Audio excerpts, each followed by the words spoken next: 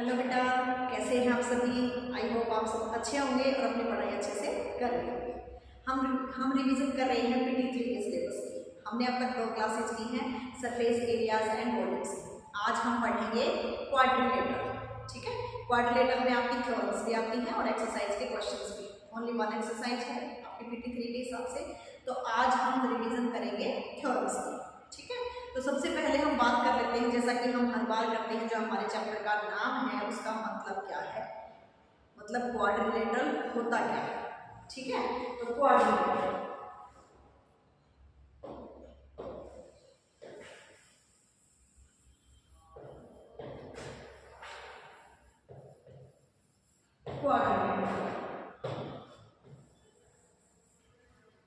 ठीक है, क्वाड्रिलेटरल होता क्या है। देखिए, क्वाड्रिलेटरल एक प्लेन फिगर होती है closed by 4 line segments AB, BC, CD and DE. Quadrilateral is a plane figure closed by 4 line segments AB, BC, CD and DE. Here AB, BC, CD and DA are sides. A, B, C and D are its vertices. AB and BC opposite sides. AB and BC opposite sides. One pair of opposite sides is AB and DC and other pair is AB and DC. This is angle A, B, C and D. These are the parts of a quadrilateral.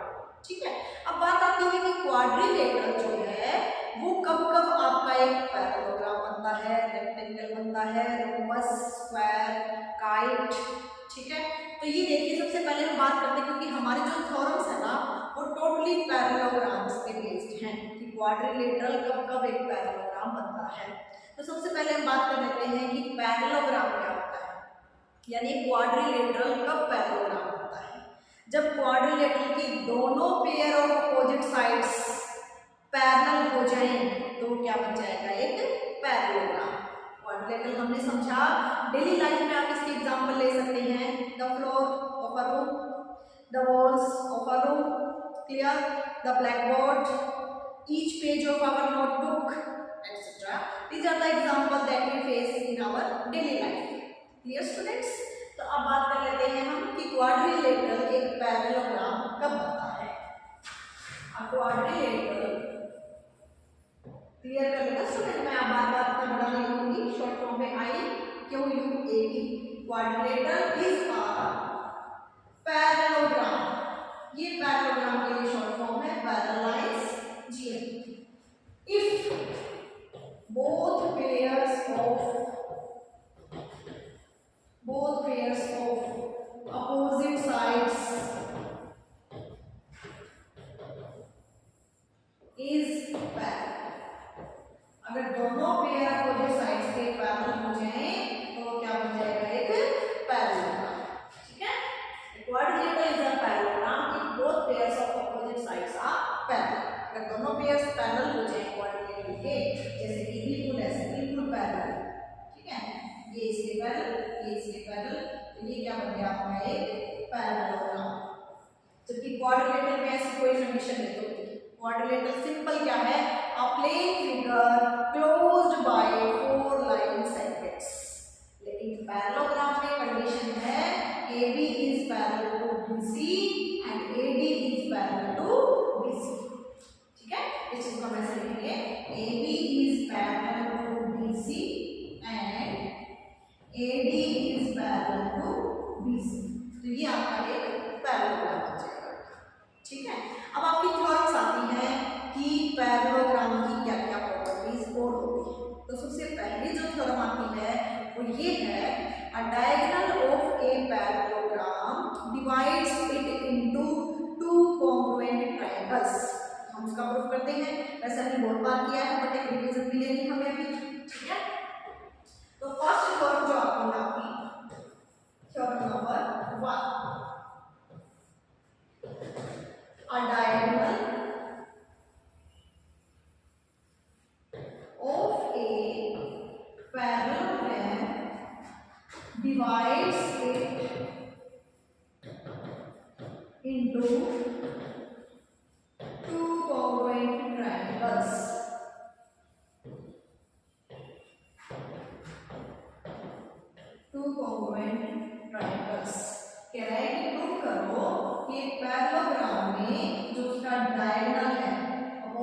Vertex को मिलाने से क्या बनता है बेटा, diagonal.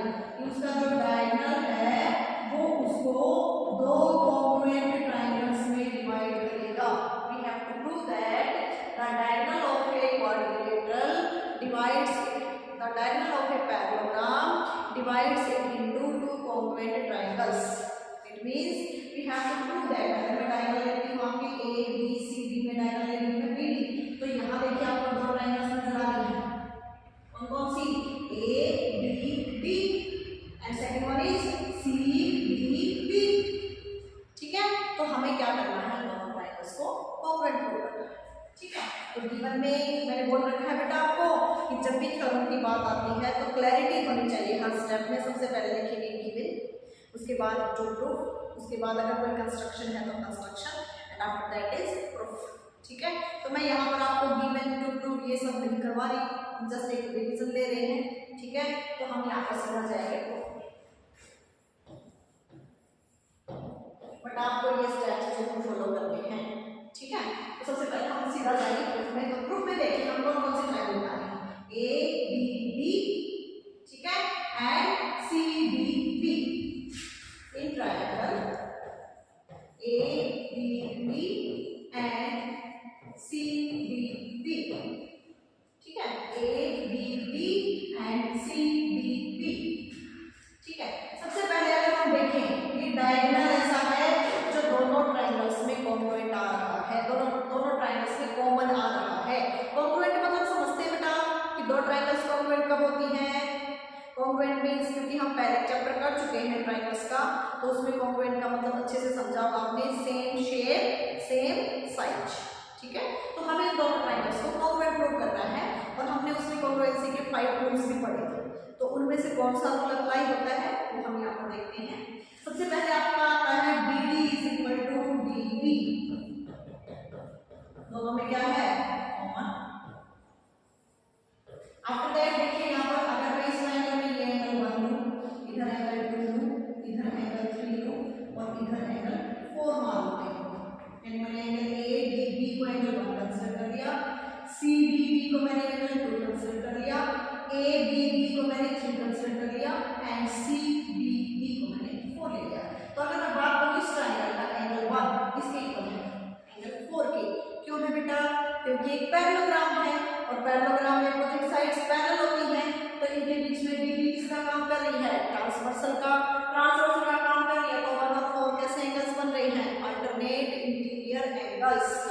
Angle 1 is equal to angle 4, similarly angle 2 is equal to angle 3, दोनों का reason दे देंगे, अल्टरनेट इंटीरियर एंगल्स, और इसको हम शॉर्ट फॉर्म में लिख सकते हैं AIA, अल्टरनेट इंटीरियर एंगल्स। तो देखिए बेटा कौन सा रूल लग गया, angle side angle side angle से दोनों ट्रायंगल्स क्या होगी, congruent. Triangle ABB is congruent to triangle CDB by ASA rule, angle side angle rule. ठीक है, तो हमें यही करना था इस क्वेश्चन में, इस थ्योरम में हमें यही प्रूव करना था कि एक डायगोनल जो है ना, हम यहाँ पर हमने DB डायगोनल लिया है, हम AC डायगोनल लेकर के भी प्रूव कर सकते हैं ये चीज कि कोई भी एक डायगोनल किसी पैरेललोग्राम में उसको दो कॉन्ग्रुएंट ट्रायंगल्स में डिवाइड कर देता है। तो हमें उन ट्रायंगल्स को कॉन्ग्रुएंट प्रूव करना था, हमने यहाँ पर कर दिया है। This is our first theorem. And बेटा सेकंड थ्योरम जो है ना वो फर्स्ट थ्योरम से ही कनेक्टेड है। सेकंड थ्योरम देखिए क्या है, तो मैं इसको ये लिखकर के इसी का यूज होगा सेकंड थ्योरम। थ्योरम नंबर 2 ये कहते हैं in a parallelogram opposite sides are equal. In a parallelogram opposite sides are equal.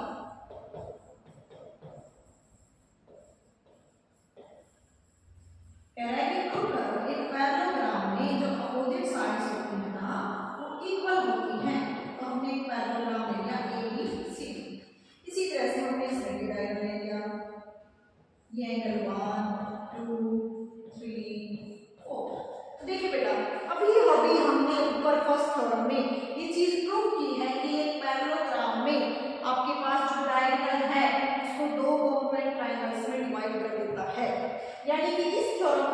B इतना तो सेम ही रहेगा कि हमें इन दोनों ट्रायंगल्स को कॉन्ग्रुएंट ड्रॉ करना है। After that we use the concept of CPCT। CPCT means corresponding parts of congruent triangles, उसका यूज कर लेंगे हम। ठीक है, तो सेम यहाँ तक तो आपको सेकंड थ्योरम के प्रूफ में करना ही है। आफ्टर दैट हम देखेंगे by CPCT triangle AB is equal to CD, क्योंकि हमें अपोजिट साइड्स को तो इक्वल दिखाना है, AB को BC के इक्वल और AD को BC के इक्वल। तो आप देखेंगे इन ट्रायंगल्स के कोरस्पोंडिंग पार्ट इक्वल है ये, AB is equal to CB and AD is equal to CB। CPCT से हो गया आपका AD is equal to BC, हो गया प्रूफ आपका क्या, अपोजिट साइड्स इक्वल। तो पैरेललोग्राम की हमने दो प्रॉपर्टीज को समझा है दो थ्योरम्स में। First property is a diagonal of a parallelogram divides it into two congruent triangles.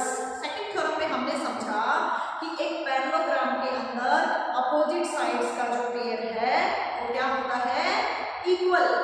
ठीक है, अब एक क्वाड्रिलेटरल है तो उसको जैसे ही पता चला कि पैरेललोग्राम की ये प्रॉपर्टीज हैं तो उसने भी क्या कहा कि अगर किसी क्वाड्रिलेटरल के अंदर भी अपोजिट साइड्स का जो पेयर है वो अगर इक्वल हो गया तो वो भी एक पैरेललोग्राम हो जाएगा।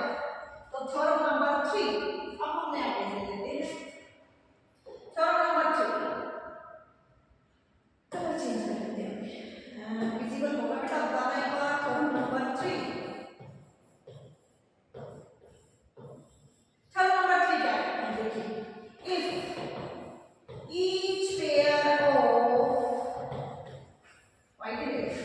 each pair of opposite sides of a quadrilateral, if each pair of opposite sides of a quadrilateral is equal, then it is a parallelogram। ये हमें इसमें करना है भाई कि अगर किसी क्वाड्रिलेटरल में अपोजिट पेयर जो है वो पैरेलल हो जाए, इक्वल हो जाए, तो भी वो क्या बन जाता है, एक पैरेललोग्राम बन जाता है। इसके बाद की जो स्टेटमेंट है यानी कि वो चीजें हमें गिवन है और ये जो बाद वाली स्टेटमेंट है ये हमें प्रूव करनी है। तो गिवन में हम लिख लेंगे अ क्वाड्रिलेटरल ABCD इन विच क्वाड्रिलेटरल दिया हुआ है लेकिन हमें उसको एक पैरेललोग्राम दिखाना है, तो हम एक पैरेललोग्राम को ड्रॉ कर लेते हैं ABC। हमें इसमें अपोजिट साइड्स का जो है पेयर यानी कि AB इक्वल गिवन है BC के और AD जो है वो हमें गिवन है BC के।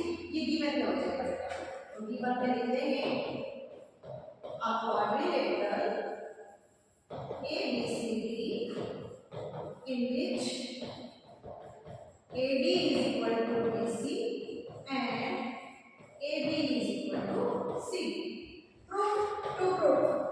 प्रूफ क्या करना है, प्रूफ यही करना है कि ये ABCD में अगर ऐसा हो गया है तो ये एक पैरेललोग्राम हो गया है, पैरेललोग्राम बनाना है। ठीक है, तो प्रूफ में देखिए बहुत इजी थ्योरम्स है बेटा, नाम से ही आप लोग डर जाते हैं कि थ्योरम्स है तो पता नहीं क्या होगा, बहुत इजी है अगर आप उनको ध्यान से समझेंगे, स्टेप बाय स्टेप करेंगे। ठीक है, तो प्रूफ में देखिए क्या करेंगे, वही हम यहाँ पर AC डायग्राम ड्रॉ कर लेते हैं। AC डायग्राम, ठीक है, AC डायग्राम ड्रॉ कर लेते हैं। अब AC डायग्राम को यहाँ पे लेंगे तो वही आपको क्या बनेगी, दो ट्रायंगल्स। अब इन दो ट्रायंगल्स के देखो हमारे पास क्या है, AB BCD गिवन है, BC AD के इक्वल गिवन है, AC दोनों में कॉमन साइड हो गई, तो तीनों ही साइड्स अगर एक ट्रायंगल की दूसरी ट्रायंगल के तीनों के साइड के इक्वल हो जाए तो क्या दोनों ट्रायंगल्स क्या हो गए, congruent. By which rule, triple S rule, side side side. Triple S rule से दोनों ट्रायंगल्स क्या हो गई, कॉन्ग्रुएंट। यानी कि देखिए आप वही चलता आ रहा है, अब तक बार बार बार बार वही चलता आ रहा है। यहाँ पर क्या हो जाएगा आपका, इन ट्रायंगल, हमने आपकी बार डायगोनल AC लिया है, in triangle ABC and triangle CDA, क्या क्या है आपके पास, AC is equal to CA common,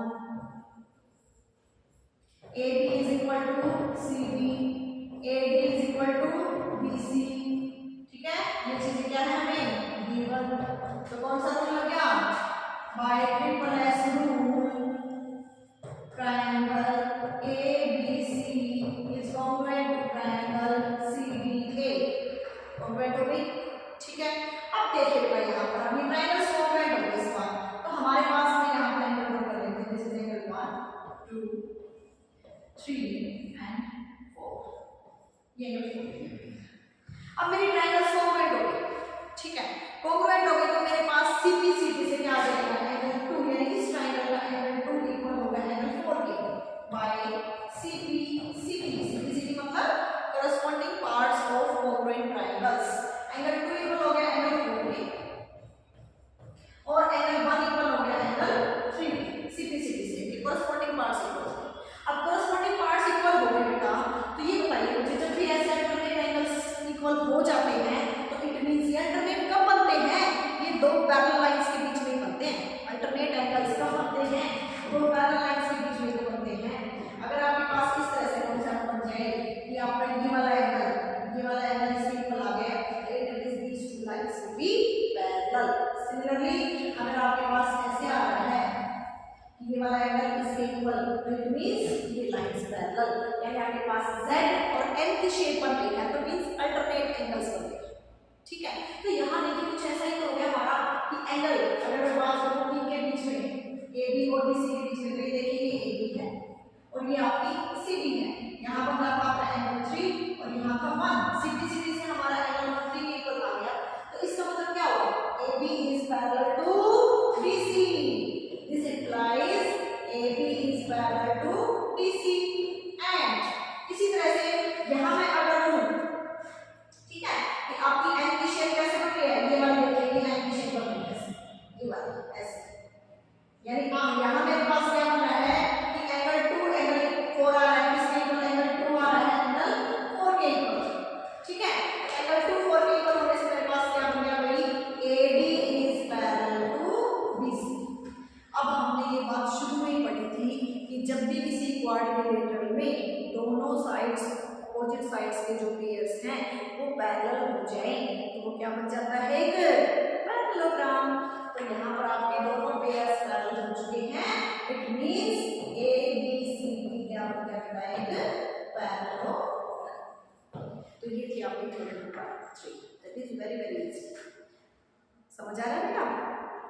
तो एक बार जरूर जो है इसको ध्यान से करके सेल्फ स्टडी को जरूर इंपॉर्टेंस दे बेटा, क्योंकि अगर आप वीडियोस पे या इनमें रहे तो आप नहीं कर पाएंगे। सेल्फ स्टडी बहुत जरूरी है, खुद से भी उस चीज को टाइम दें, ठीक है। तो नेक्स्ट थ्योरम है हमारी थ्योरम नंबर 4। थ्योरम नंबर 4 में हमें ये प्रूव करना है कि एक पैरेललोग्राम में जो अपोजिट एंगल्स हैं वो इक्वल होते हैं। In a parallelogram opposite angles are equal.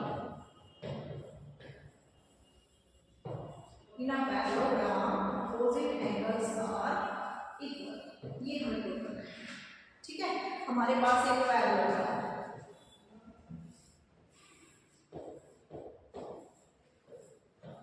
हमें ये प्रूव करना है एंगल A C के इक्वल होगा और एंगल B D के इक्वल होगा, ये हमें प्रूव करना है। हम इसी पहचान से ये हमें प्रूव करना है। तो गिवन में क्या लिखेंगे, गिवन में हमारे पास एक पैरेललोग्राम शॉर्ट फॉर्म में लिख रही हूं ABCD, ठीक है। तो प्रूव क्या करना है आपको, angle A is equal to angle C and angle B is equal to angle D, ठीक है। ये हमें प्रूव करना है। तो यहां से देखिए बेटा प्रूफ में क्या है, प्रूफ में अब देखिए आपके पास कि पैरेललोग्राम है, पैरेललोग्राम है तो अपोजिट साइड्स क्या होते हैं, पैरेललोग्राम है तो अपोजिट साइड्स क्या होते हैं, पैरेलल, ठीक है। अब अपोजिट साइड्स पैरेलल है तो आपके पास यहां से देखो ये दोनों साइड्स पैरेलल है, तो ये वाला जो पेयर है ये किसका बन रहा है, को इंटीरियर एंगल्स का, क्योंकि दो लाइंस अगर पैरेलल है ना तो उनके बीच में ये वाले एंगल्स का सम जो है 180 होता है, इनको बोलते हैं को इंटीरियर एंगल्स, ठीक है। इसी तरह से अगर मैं बात करूं ये लाइंस मेरे पास पैरेलल है तो यहाँ से इन वाले एंगल्स का सम 180 बनता है। तो इट मींस यहाँ से हम बोलेंगे AB अगर DC के पैरेलल है, AB is parallel to BC, क्यों, पैरेलल टू BC है तो angle A plus angle B equal to 180 degree. Reason देखते हैं, को इंटीरियर एंगल्स, ठीक है। Also AD is parallel to BC, AD जो है वो BC के पैरेलल है, तो इनके बीच में BC जो है ट्रांसवर्सल का काम कर रही है, तो यहाँ पर कोई इंटीरियर एंगल्स का पेयर कौन सा होता है, B and C। Also AD is parallel to BC, therefore angle D plus angle C equal to 180 degree. This is our first equation and this is our second equation. Reason will be the same for this equation, both interior angles. From 1 and 2 what we get, beta both bar class हो चुकी है terms. From 1 and 2 we get if their right hand sides are equal then their left hand sides are also equal. तो क्या हो जाएगा आपके पास, angle A plus angle D equal to angle B plus angle C. D same है, cancel out, we get angle A equal to angle C. तो ध्यान दीजिए हमें यही तो प्रूव करना था, angle A equal to angle C. Similarly लिख सकते हैं हम angle B is equal to angle D. तो हमने एक रिजल्ट को प्रूव कर दिया बेटा कि अगर किसी पैरेललोग्राम की बात हो रही है तो उसमें हमने इस रिजल्ट को प्रूव कर दिया कि उसके जो अपोजिट एंगल्स हैं, अपोजिट मतलब A C के इक्वल होगा और B D के इक्वल होगा। अब फिर से वही बात हुई, क्वाड्रिलेटरल, फिर से इसकी ये वाली प्रॉपर्टी उठा के खड़ा हो गया कि अगर किसी क्वाड्रिलेटरल के अंदर भी अपोजिट एंगल्स इक्वल हो जाए तो वो भी क्या बन जाएगा, एक पैरेललोग्राम। आज की लास्ट थ्योरम है, theorem number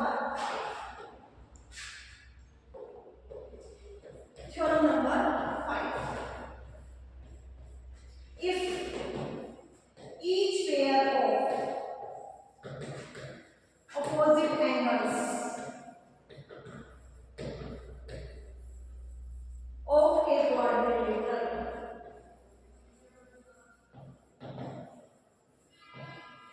is equal, then it is a parallelogram. Then it is a parallelogram. कह रहा है कि अगर किसी क्वाड्रिलेटरल के अंदर भी अपोजिट पेयर्स जो है वो पैरेलल आ गए, अपोजिट एंगल्स जो है वो इक्वल आ गए, तो वो भी एक क्या बन जाएगा, पैरेललोग्राम। मतलब यहाँ पर बेटा हमें ये चीज गिवन है, गिवन सिर्फ इतना है कि क्वाड्रिलेटरल है, पैरेललोग्राम नहीं है। क्वाड्रिलेटरल के अंदर angle A is equal to angle C and angle B is equal to angle D। तो गिवन में लिख लेंगे, कर लेंगे आप, ठीक है। टू प्रूफ, गिवन में हमारा मेन है एंगल A, गिवन है हमें एंगल C के, एंड एंगल B गिवन है हमें एंगल D के, और to prove ABCD is a parallelogram. ये हमें प्रूफ करना है, ठीक है। मैं शॉर्ट फॉर्म में लिखा है, आप इसको कंप्लीट डिटेल में लिखिएगा, प्रूफ।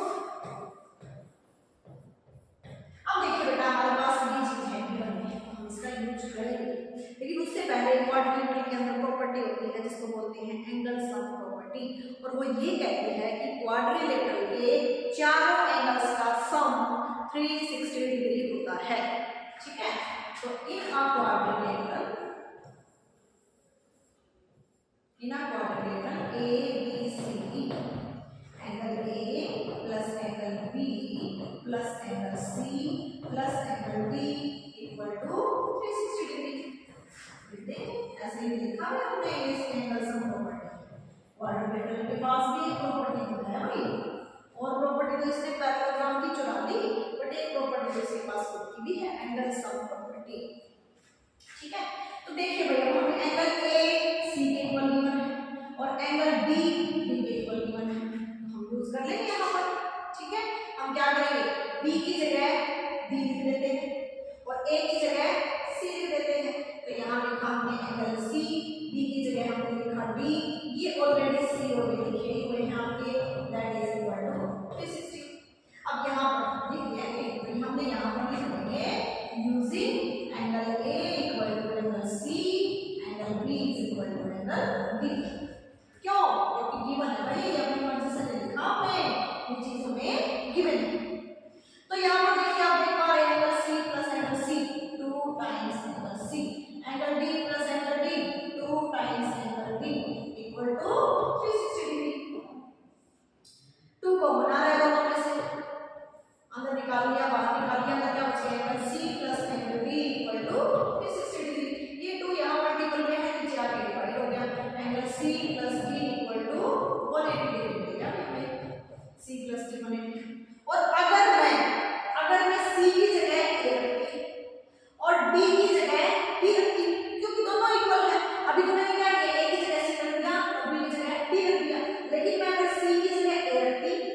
डी की जगह डी रखी तो मुझे क्या मिलता, मुझे ये मिलता है angle A plus angle B equal to 180।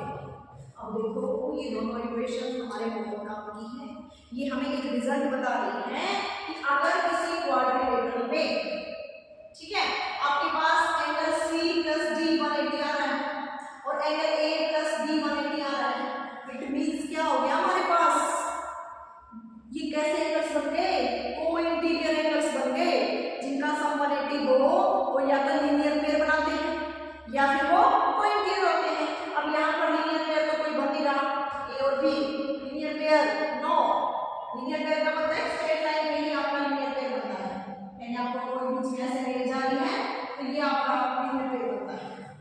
यहाँ पर तो ये एडजेसेंट एंगल्स हैं, इनका सम 180 आना मतलब ये को इंटीरियर एंगल्स बन गए भाई, angle A and angle B are को इंटीरियर एंगल्स। अब को इंटीरियर एंगल्स बनने का मतलब क्या है बेटा, देखिए एंगल ए और बी को इंटीरियर बनने का मतलब क्या हो गया, A B is parallel to B C, ये चीज दिखानी है, A B is parallel to B C. Also C plus D 180 होने का मतलब क्या हो गया, A B is parallel to B C, यानी कि दोनों पेयर्स जो है वो अपोजिट साइड्स के पैरेलल हो गए। और ये पैरेललोग्राम अपनी खुद की प्रॉपर्टी रखता है कि अगर उसकी दोनों पेयर्स अपोजिट साइड्स के पैरेलल हो जाएं तो वो एक पैरेललोग्राम तभी कहलाता है। देखो ए बी सी डी क्या बन जाएगा, इज ए पैरेललोग्राम। लेके चले थे हम क्वाड्रिलेटरल, उसके अपोजिट एंगल्स को इक्वल, बट हमने उसको शो कर दिया कि वो एक पैरेललोग्राम। ठीक है बेटा, हमने आज 5 थ्योरम्स की हैं। पहली theorem, a diagonal of a parallelogram divides it into two congruent triangles. Theorem number 2, in a parallelogram opposite sides are equal. Theorem number 3, if in a quadrilateral opposite sides are equal then it is a parallelogram. Theorem number 4, in a parallelogram opposite angles are equal.